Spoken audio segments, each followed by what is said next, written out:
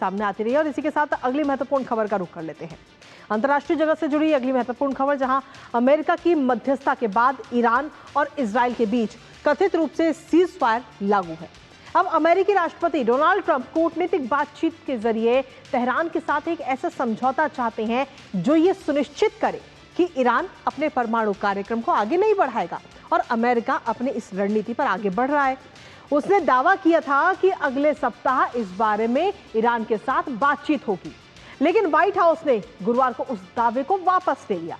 तो वहीं दूसरी ओर ईरान की तरफ से बातचीत शुरू करने का फिलहाल कोई संकेत नहीं मिला है, बल्कि एक इंटरव्यू के दौरान ईरान के विदेश मंत्री अब्बास अरागची ने बीते कल कहा है कि अमेरिका के साथ बातचीत करने की कोई योजना फिलहाल नहीं है।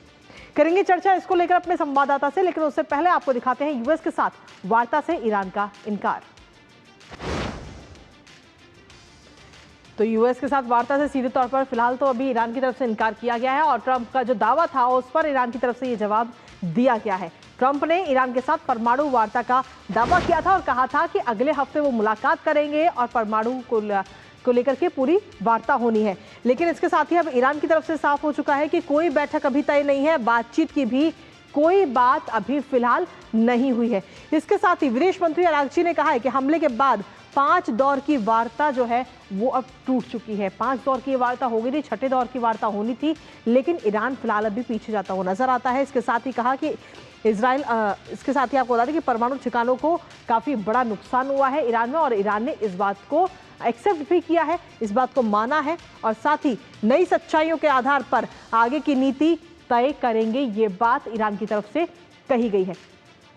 इसके साथ ही आपको बता दें कि फिलहाल अभी अगर हम देखें तो खामेनेई की चेतावनी भी इस वक्त सामने आ चुकी है और इसके साथ ही हमलों से भरोसा इस वक्त टूट गया है और वार्ता मुश्किल नजर आ रही है। ईरान ने अमेरिका पर फिलहाल वार्ता करने को लेकर के ये सवाल उठाया और प्रवक्ता बघई ने कहा है कि हमने कभी यूएस पर भरोसा नहीं किया है, हमारे अधिकार दबाव या धमकी से नहीं छीने जा सकते हैं, ये बात उनकी तरफ से कही गई। इसके साथ ही इजराइल अमेरिका ने कूटनीति की राह और मुश्किल कर दी है, ये बात इजराइल ने कही। ओमान में वार्ता से पहले हुए हमलों से ईरान इस वक्त काफी नाराज नजर आ रहा है। 6ठे दौर की ये वार्ता होनी थी, लेकिन ये वार्ता फिलहाल अभी नजर नहीं आ रही। ईरान की तरफ से साफ संदेश है कि भविष्य में वार्ता तय की जाएगी। अब भी फिलहाल बातचीत आसान बिल्कुल भी नहीं है, साफ तौर पर यह बात कही गई है। लेकिन सीधे तौर पर जो अमेरिका ने ईरान के ऊपर हमला किया है उससे ईरान का जो भरोसा था वो अभी फिलहाल टूट चुका है और अब देखना होगा कि यूएस वापस इस भरोसे को कब तक कायम करता है।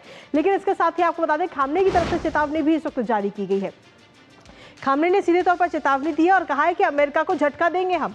खामनेई की युद्ध विराम के बाद ये पहली टीवी पर अपील उनकी तरफ से कही गई। इसके साथ ही उन्होंने कहा कि अगर फिर से हमला हुआ तो यूएस बेस पर फिर से वार किया जाएगा, ये बात खामनेई ने की। और साथ ही उन्होंने कहा कि कतर में अमेरिकी बेस पर ईरान ने मिसाइलें दागी थी, इस बात को भी उन्होंने कबूल किया है। खामनेई ने साफ तौर पर कहा कि अमेरिका को करारा तमाचा मारा गया है, ये बात खामनेई ने कही है और कहा है कि अगर दोबारा से इस तरीके का हमला होगा तो हम दोबारा जवाब देंगे, हमारी अमेरिका के अहम ठिकानों तक पहुंच है। इसके साथ उन्होंने कहा कि जरूरत पड़ी तो फिर से मुंह तोड़ जवाब दिया जाएगा, जीत हमारी, अमेरिका का सिर्फ ड्रामा है। खामनेई की तरफ से बड़ा बयान भी सामने आया। उन्होंने कहा कि सिर्फ इजराइल को बचाने के लिए अमेरिका ने यह हमला किया है, परमाणु ठिकानों पर यूएस का हमला नहीं कुछ खास कर सका है। हमारे साथ हमारे सहयोगी अखिलेश इस वक्त जुड़ रहे हैं, सीधा उन्हीं का रुख करेंगे ताजा अपडेट के लिए। अखिलेश, फिलहाल क्या कुछ ताजा अपडेट है आपके पास में, क्योंकि अमेरिका तो चाहता है कि परमाणु हथियार को लेकर ईरान के साथ वार्ता हो, लेकिन ईरान कहीं ना कहीं उसका भरोसा इस वक्त टूट चुका है और वो वार्ता से पीछे हटता हुआ फिलहाल नजर आ रहा है। देखिए, ऊपरी तौर पे ईरान की तरफ से ये बयान आ रहा है निश्चित तौर पे, क्योंकि ईरान के विदेश मंत्री अरागची ने कहा है, अभी तुरंत कहा है कि अभी कोई फॉर्मल एग्रीमेंट नहीं है कि अमेरिका के साथ बात करेंगे। निश्चित तौर पे उनका ये कहना है। उनका ये भी कहना है कि ईरान को सीरियस बहुत भारी नुकसान पहुंचा है अमेरिका के हमले से, जिसको कि खामनेई स्वीकार नहीं कर रहे हैं। तो निश्चित तौर पे एक ईरान के पूरे एस्टेब्लिशमेंट में, सरकारी महकमे में एक तरीके का डिफरेंस मौजूद है। खामनेई कह रहे हैं कि कोई नुकसान नहीं पहुंचा है बड़ा, और विदेश मंत्री कह रहे हैं कि नुकसान पहुंचा है, गंभीर नुकसान पहुंचा है। हालांकि दोनों इस बात से सहमत है कि अभी बातचीत की कोई संभावना नहीं है। लेकिन मुझे जो जानकारी है कि सीक्रेटली दोनों देशों के बीच में, अमेरिका और ईरान के बीच में जो डिप्लोमेटिक स्तर पे इस बात की तैयारियां हो रही हैं कि आगे आने वाले दिनों में किसी भी समय बातचीत हो सकती है। देखिए, जरूरी इस बात की है कि इस बात को समझना बहुत जरूरी है कि देखिए, अमेरिका ने जो हमले किए ईरान के न्यूक्लियर साइट्स पे, वो ईरान के न्यूक्लियर साइट पे हमले करना बहुत ही गंभीर एक इनिशिएटिव था अमेरिका का। उसने बहुत कुछ रिस्क लिया है और ईरान ने भी जो उस हमले को झेला है तो वो भी एक बहुत बड़ा गंभीर मामला है। लेकिन जिस तरीके से अमेरिका का रुख है कि आगे आने वाले दिनों में अगर ऐसी स्थिति बनी, अगर यह बना कि ईरान फिर से एक बार न्यूक्लियर तैयारी में लग गया है, तो निश्चित तौर पे इस बात की आशंका बहुत ज्यादा है कि अमेरिका एक बार फिर से हमले कर सकता है।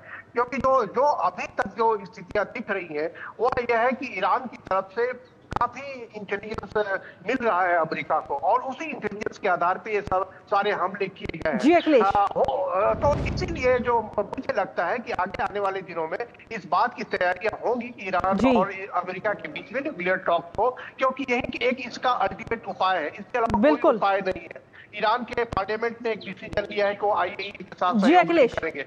बिल्कुल अखिलेश, लेकिन इसमें देखना होगा कि ईरान की तरफ से वार्ता को लेकर कब हामी भरी जाती है और ये वार्ता कब होती है, कितनी सफल ये वार्ता रहेगी, इस पर नजर आप लगातार बनाए रखिएगा। फिलहाल बहुत बहुत शुक्रिया अखिलेश, तमाम जानकारी हमारे साथ साझा करने के लिए।